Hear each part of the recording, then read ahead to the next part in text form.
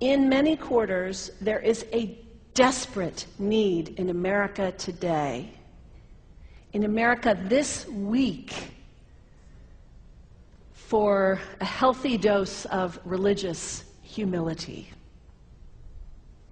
There are too many people getting too much face time on television who claim exalted status for Christianity and who are demeaning other faith traditions, particularly that of Islam.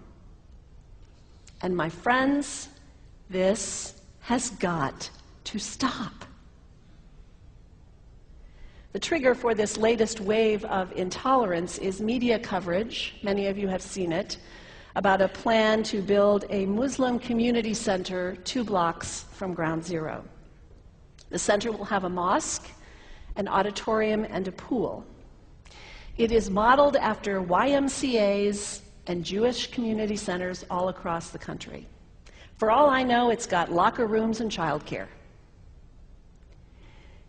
Now, to be very clear here, reasonable, faithful, caring people can disagree about how they feel about this facility being built so close to Ground Zero.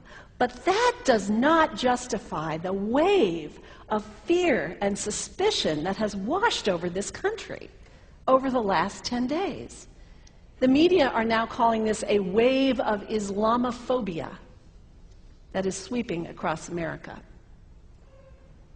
I saw a story this week on CNN about a minister in Gainesville, Florida, who has declared September 11th of this year Burn the Quran Day.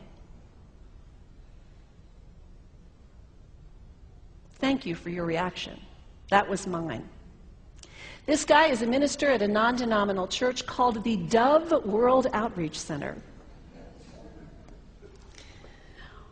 He said all kinds of disparaging, insulting, inaccurate things about Islam that I'm not going to repeat from this pulpit. His message is about hate and fear, and I can assure you there is nothing in the Gospels, there is nothing in the teaching of Jesus Christ that says anything about burning the holy texts of other traditions. It is not there. The proposed burning of the Quran is obscene. It is not the work of peace. It is not the work of understanding. It is not the work of building bridges. It is insanity. Now, the good news is there are a lot of groups, a lot of churches, even the National Association of Evangelicals, who are condemning this action and urging the church to cancel their event. A conversation about God demands grace and openness, a willingness to learn, to have our own ideas challenged, our convictions questioned. These are the hallmarks of humility. When I was in seminary, I read from someone whose name is lost to me now, when you speak of God, your voice should shake a little. You know, Jesus had no time for religious know-it-alls. He saved some of his harshest criticism for church leaders, for the Pharisees, the religious leaders who were so certain about who was out and who was in, who was holy and unholy, clean and unclean. Jesus was forever taking all this religious certainty and turning it on its head. And we can only imagine what Jesus would have said about Pastor Terry Jones and his Burn the Quran campaign. I think he would say, this has got to stop. Followers of Islam believe that the Quran is a collection of revelations received by the Prophet Muhammad from God about 1400 years ago. They believe that Muhammad was the last of a series of prophets and teachers and messengers that included Adam, Moses, Jesus, Abraham, all names revered by us as well. The word Islam means peaceful surrender to the will of God. The Quran was written at a time when the Muslim people were being driven from their homes, persecuted, and killed. The Old Testament was written at a time when Jewish people were being driven from their homes, persecuted, and killed.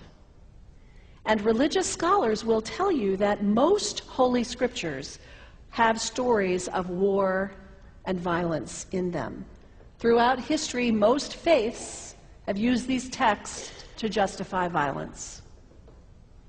And if there's anyone in this room at this moment who's thinking that I've got it wrong, after church today, pull out your Bible and look up Psalm 137.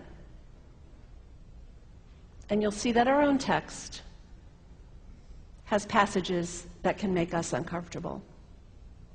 But also, like the Bible, the predominant message of the Quran is of peace and care and loving God, justice, care for the neighbor, care for the stranger. In the Bible, we have thou shalt not kill. In the Quran, we have whoever kills another, surely he is killing all of humanity. And whoever saves the life of another, surely he saves the lives of all humanity. These are words of peace, words of faith, words that could save the world if we would take them to heart.